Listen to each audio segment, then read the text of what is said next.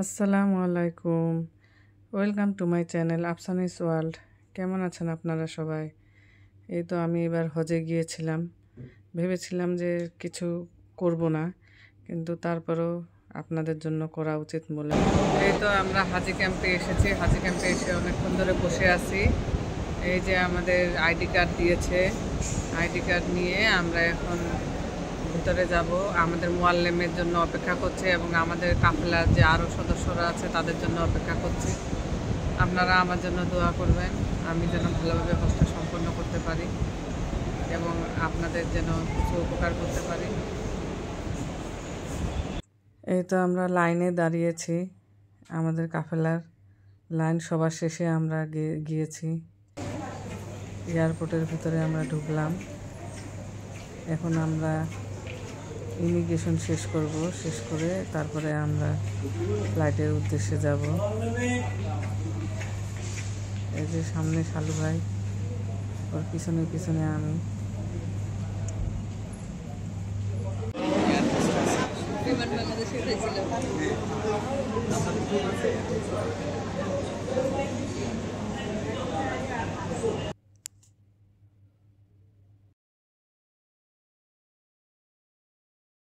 এরা সবাই প্রিন্স গ্রুপের হাজি।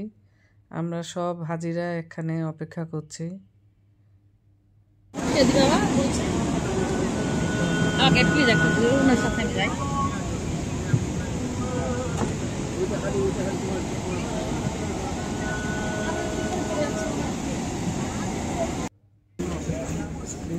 আমরা বসলাম আমাদের সিট নিয়ে।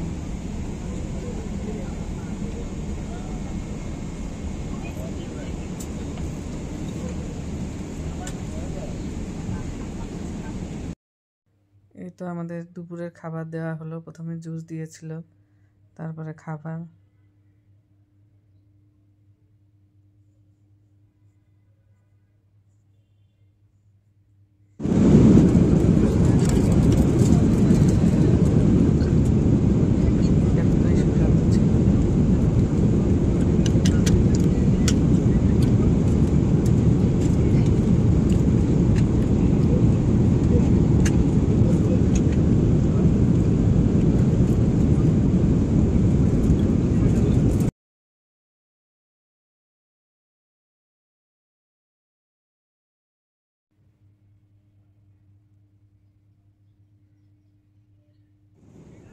তো এই মেয়েটি আমাদের এখানে ছিল বিমানবালা। এ হচ্ছে অঙ্কিতার বান্ধবী, খুব ভালো একটা মেয়ে। এরপরে আমাদের জন্য নাস্তা নিয়ে এসেছে, স্যান্ডউইচ, কেক, জুস।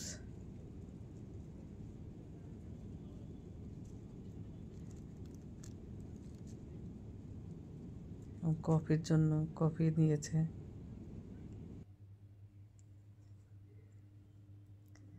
আমরা নামলাম জেদ্দা এয়ারপোর্টে। এখন আমরা মদিনার উদ্দেশ্যে যাব। আমাদের লাইন ধরে আমরা যাচ্ছি। কি যে ভালো লাগছে যে আমি হজে আসতে পেরেছি, এক অন্যরকম অনুভূতি।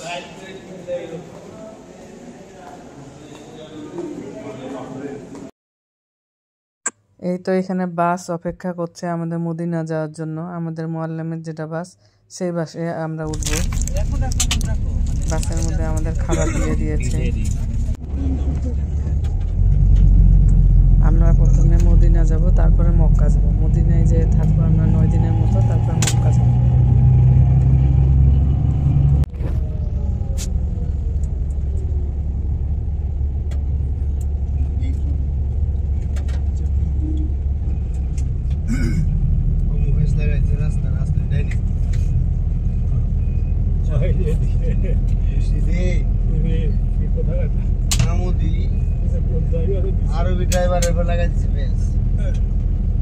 জেদ্দা থেকে মদিনা যাচ্ছি। এই তো আমরা রাতে মদিনা এসে পৌঁছাইলাম।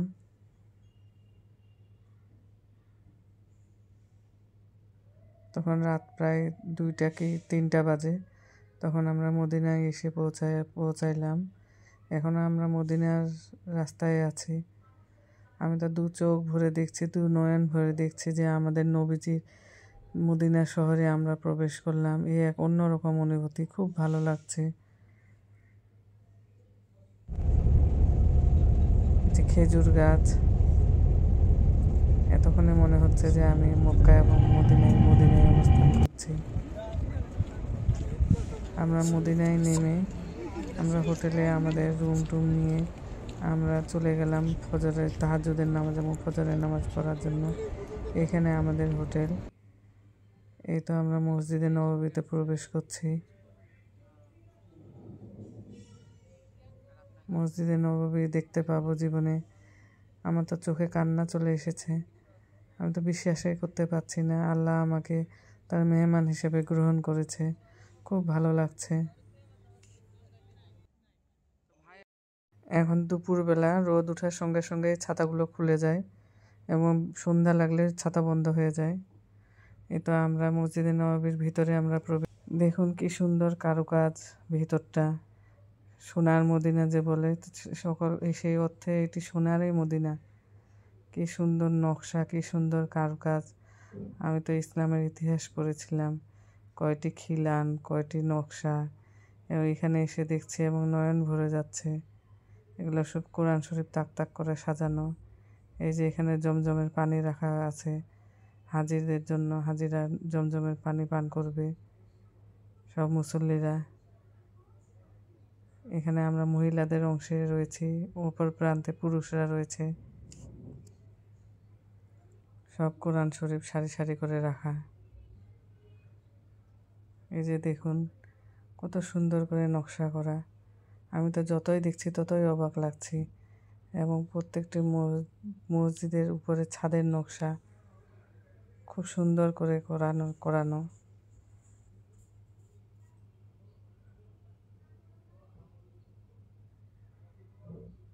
খুব ভালো লাগছে। এখানে মনে হয় যে প্রশান্তি। আমার তো মসজিদে নববীতে এত ভালো লেগেছিল, মক্কায় এসে প্রথমে খুব খারাপ লাগতেছিল, যদিও ভালো লাগতেছিল, কিন্তু তারপরেও মনে হচ্ছে যে মদিনাকে ছেড়ে এসে একটু খারাপ লাগতেছে। আমার চাচাতো বোন রিতা তো বলছে যে ওটা ছিল বাপের বাড়ি আর এখন আমরা এসেছি শ্বশুর বাড়ি। আসলেই তাই। পরে আবার মক্কায় থাকতে থাকতে মক্কাটাকেও অনেক প্রাণের শহর লেগেছিল।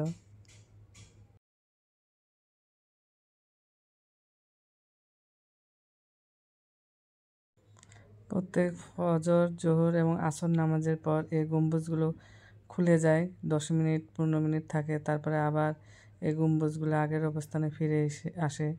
এটি দেখতে খুবই সুন্দর লাগছিল। আমি যদিও আমার পেজে দিয়েছি, তারপরেও এখানে দিলাম। খুব সুন্দর লাগতো।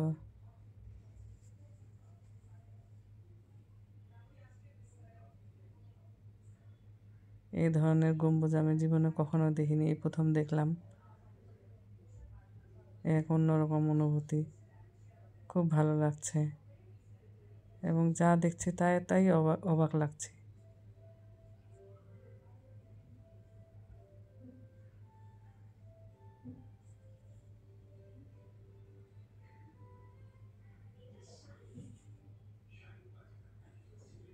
এই যে গম্বুজগুলো রয়েছে, গম্বুজগুলোর নিচ দিক দিয়ে এসি সেট করা, এই পাশ দিয়ে এসির বাতাস চলে আসে।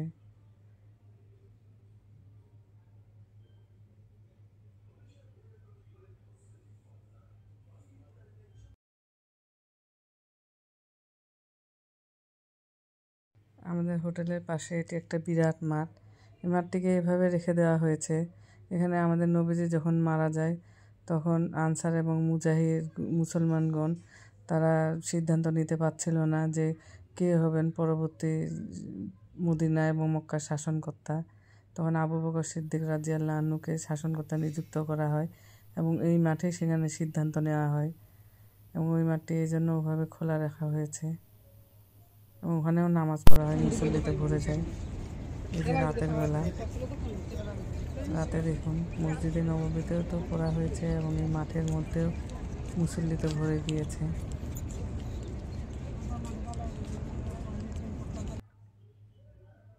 এই তো আমার প্যারে নবী হযরত মুহাম্মদ সাল্লাল্লাহু আলাইহি সাল্লামের রওজা মুবারক। এই সবুজ যে গম্বুজটি রয়েছে তার নিচেই রয়েছে। আমরা তো প্রথমে আমাদের মুআল্লিমের সঙ্গে গিয়েছিলাম নবীজির রওজা মুবারক জিয়ারত করার জন্য। এবং পরে আমি নুসুক অ্যাপে গিয়েছিলাম। প্রথম দিন তো আমি ভিডিও করিনি, শুধু বাইরে থেকেই করেছি। এটি আমাদের নবীজির রোজা মুবারক। এবং এখানে এসে এত খারাপ লাগতেছিল, এত কান্না পাচ্ছিল আমাদের নবীজির রোজা মুবারক দেখে।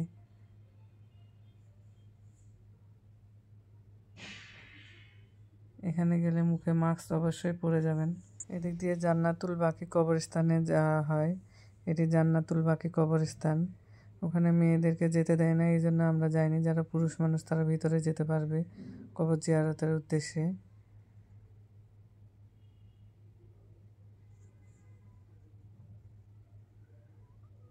আমরা এখানে লাইনে দাঁড়িয়ে রয়েছি।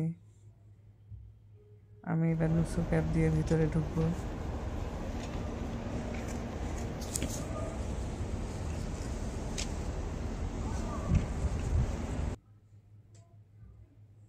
আমাদেরকে লাইন ধরে সারিবদ্ধভাবে মহিলাদেরকে নিয়ে যাওয়া হচ্ছে নবীজির রওজা মোবারক জিয়ারত করার উদ্দেশ্যে।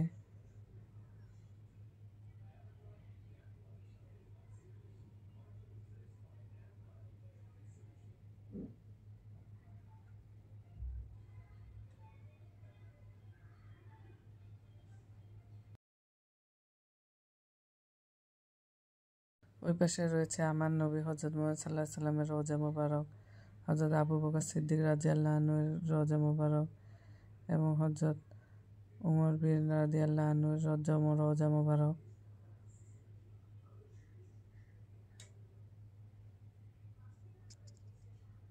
আমি আর ভিতরে আর ভিডিও করলাম না, এই যে বাইরে চলে এসেছি, বাইরে থেকে দেখাচ্ছি আপনাদের।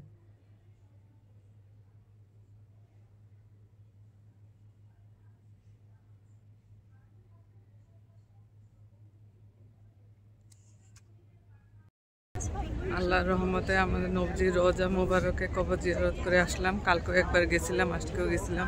আল্লাহ দুইবার দেখার সৌভাগ্য দান করেছেন। আল্লাহ যেন সবাইকে সেই সৌভাগ্য দান করেন, আমি এই দোয়া করছি এবং আপনারা আমার জন্য দোয়া করুন। তারপর আমি আমার জায়ের কাছে শুনেছিলাম এখানে সকালবেলা গেটে যাওয়া যায় এবং কত নাম্বার গেট আমি হয়তো ভুল শুনেছিলাম। তারপরে অনেক খোঁজ নিয়ে ওদের কাছে জেনে আমি জানলাম 22 নাম্বার গেট এবং 32 নাম্বার গেট দিয়ে সকাল 6টা থেকে 10টা পর্যন্ত এবং রাত 9টা থেকে 11টা পর্যন্ত এখানে অবস্থান করা যায়। আমরা ভিতরে গিয়েছিলাম, এই যে হযরত বেলাল রাদিয়াল্লাহু আনহুর মিম্বার যেখান থেকে আজান দিত,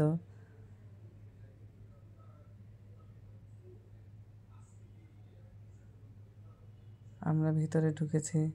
আজকে অনেকক্ষণ এখানে থাকবো, নামাজ পড়বো, দোয়া দরুদ পড়বো। এটা সকালবেলা 32 নাম্বার গেট এবং 22 নাম্বার গেট দিয়ে ঢোকা যায়।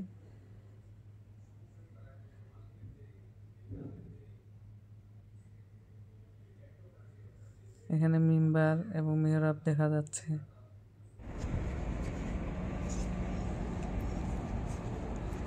আমি ওখান থেকে সকালবেলা বের হয়ে আবার আমার হোটেলের উদ্দেশ্যে যাচ্ছি।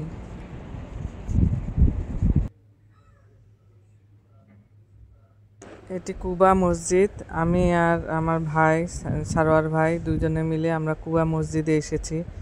কুবা মসজিদে 2 রাকাত নফল নামাজ পড়ব। পরের দিন আমি আবার গিয়েছি ওখানে।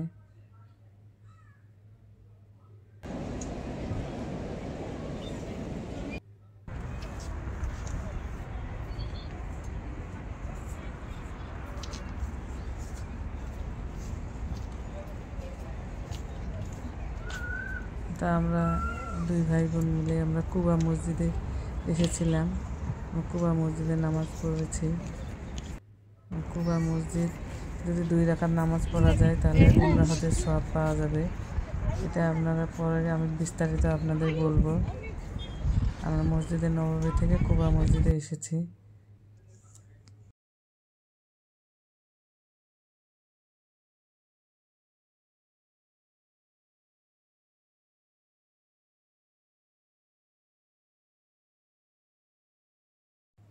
আমার চাচাতো বোন ওরা হজে গিয়েছিল, ওরা অন্য হোটেলে ছিল, আমি অন্য হোটেলে, ওদের সঙ্গে দেখা এবং একসঙ্গে দুজনে নামাজ পড়তাম, একসঙ্গে দুজনে নবীজির রওজা মোবারকে যেতাম, অনেক সময় ওখানে দোয়া দরুদ পড়তাম, নামাজ পড়তাম।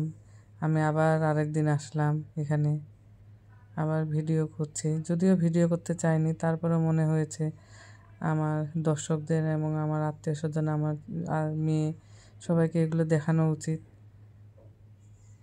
এটা নবীজির মিম্বার, যদিও ওখানে লাগানো আছে। আমরা ছেলে মানুষরা ভিতরে যেতে পারে, আমরা তো মহিলা মানুষরা ভিতরে যেতে পারি না। উপর থেকে যতদূর আপনার দেখানো যায় ততদূর আমি দেখাচ্ছি।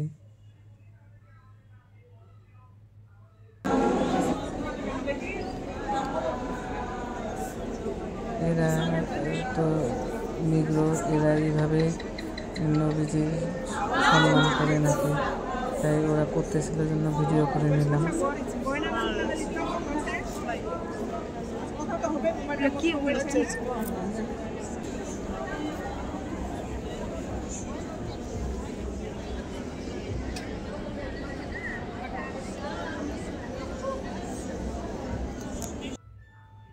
কারণ আমরাও তো কিছু ভিডিও দেখে দেখে আসছি কিভাবে কি করতে হয়। হ্যাঁ, আমরা 32 নম্বর গেট দিয়ে আবার যাচ্ছি।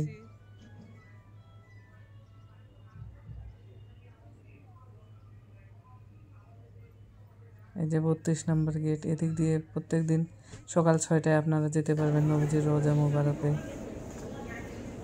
এদিক দিয়ে গেলে কোনো সকালে অ্যাপস লাগে না, কোনো মোয়াল্লেম লাগে না। মনে হয় প্রত্যেক দিন যাই নবীজির কাছে থেকে নবীজির রওজা মোবারক দেখে আসি, খুব ভালো লাগে।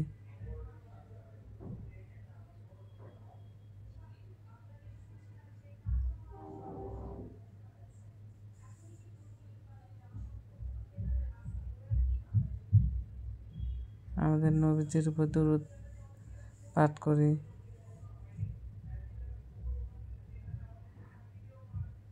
এবং আল্লাহর কাছে দোয়া করি যেন আল্লাহ আমার নবীজিকে আমার সুপারিশকারী বানিয়ে দেন।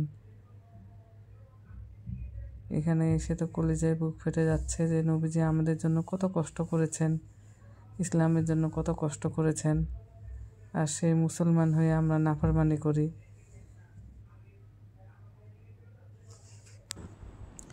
যে ব্যক্তি হজ করিয়া আমার মৃত্যুর পর আমার রওজা জিয়ারত করিল, সে ব্যক্তি যেন আমার জীবন দশায় আমার দর্শন করিল। হুজুর সাল্লাল্লাহু আলাইহি সাল্লাম বলেছেন, তিরমিজি। মদিনা মুসলমানদের তীর্থস্থান, ভালোবাসার নিকুঞ্জ, আবেগের সৌধ শিখর। কারণ পবিত্র এই ভূমিতে জীবনের মূল্যবান 10টি বছর কাটিয়েছেন সর্বকালের সর্বশ্রেষ্ঠ মানব হযরত মুহাম্মদ সাল্লাল্লাহু আলাইহি ওয়াসাল্লাম। তিনি শুয়ে আছেন এই ভূমির কোলে, নীরবে নিভৃতে। মসজিদে নববীর দক্ষিণ পশ্চিম কোণে সবুজ গম্বুজের নিচে নবীজি সাল্লাল্লাহু আলাইহি ওয়াসাল্লামের পবিত্র রওজা মোবারকের অবস্থান। কাজে এটি দেখে কোনো মুসলমানের চোখের পানি ধরে রাখতে পারবেন না। এখানে আসবেন এবং আল্লাহর কাছে দোয়া করবেন। মদিনায় আসলে বেশি বেশি করে দরুদ শরীফ পাঠ করবেন, নবীজির উপর বেশি বেশি করে দরুদ শরীফ পাঠ করবেন এবং আল্লাহর কাছে চাইবেন যেন নবীজি আমাদের সুপারিশকারী হন, সকল মুসলমানের সুপারিশকারী হন এবং আমার জন্য দোয়া করবেন। আমি আপনাদেরকে এইটুকু দেখালাম এবং আমি এখানে ঘুরলাম, প্রত্যেক দিনেই প্রায় আসি এবং এসে একটি রাতের বেলা যখন আমরা ঈশার নামাজ পড়তে এসেছি তখন ছাতাগুলো বন্ধ করে দিয়ে, এবং বাইরে তো প্রচণ্ড গরম, এই গরমে ওরা কি সুন্দর করে ফ্যান দিয়ে পাখা দিয়ে বাষ্প দিচ্ছে এবং মুসল্লিদের খুব আরামদায়ক, বাইরে যারা নামাজ পড়ে তাদের জন্য খুব সুবিধা, নামাজ পড়তে যাতে কোনো অসুবিধা না হয় সৌদি সরকার সেই ব্যবস্থাটুকু রেখেছেন, খুব ভালো একটি ব্যবস্থা। এই তো তারপরে তো এটা জমজমের পানি, নট কোল্ড, যেহেতু আমার একটু ঠান্ডার প্রবলেম আছে, আমি ঠান্ডা পানি খাই না, নট কোল্ড পানি খাই, মানে এটা একটু গরম, মানে ঠান্ডার চেয়েও খেলাম এবং বোতলেও ভরিয়ে নিলাম। এতটুকুই মদিনা সম্বন্ধে আপনাদের দেখালাম। এর পরের পর্বটুকুতে আপনাদেরকে আমি নিয়ে যাব কুফা মসজিদ, জামিয়াতুল মসজিদ, কিবলাতাইন মসজিদ এবং উহুদ প্রান্তর। আমার সঙ্গেই থাকবেন এবং পরবর্তী পার্টটুকু দেখবেন এবং কেমন লাগলো আপনাদের কমেন্ট করে জানাবেন। আসসালামু আলাইকুম ওয়া রাহমাতুল্লাহ ওয়া বারাকাতুহু।